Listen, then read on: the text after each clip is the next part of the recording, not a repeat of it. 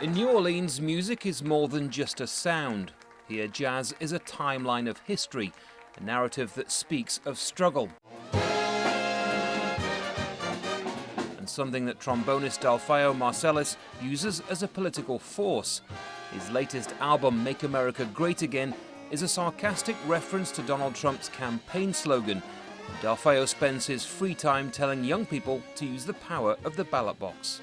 I always say that it's a lot like introducing students to jazz. And some people say, well, you got to let them know about how it's similar to hip-hop or it's similar to rap. And I say, no, we just have to play it and make sure that it's grooving and let them know that this is what it is.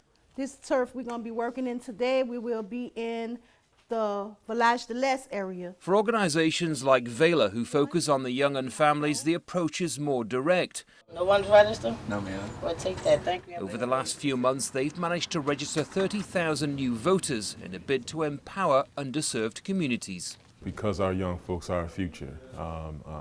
They're our future leaders, they're our future decision makers, and if we don't get things right, they'll be our future protesters.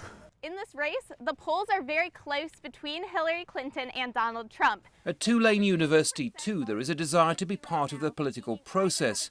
For these members of the debate club, voting is something to be taken seriously. I look to what sorts of policies and what sorts of politicians are going to best be able to help underrepresented groups within our society. So I'm looking for a candidate who's best going to be able to help further and bring those people up to a place in society where they're equal to those who have privilege right now.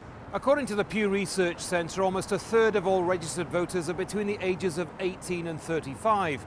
But in the last presidential election, less than half of them even bothered to vote. And when you come to poorer communities in cities like New Orleans, it's not hard to find people who feel completely removed from the political process. We met Devon, Terry and Nathan in the lower 9th Ward, a neighborhood that never truly recovered from Hurricane Katrina. Only one of them has voted before. This time, none of them will cast a ballot. Until I see your face and see you truly care, because now I see nobody really care about what we really going through. So seems like a game. So at the end of the day, I'm still going to try to live my life, me and my family. Whatever goes on, goes on.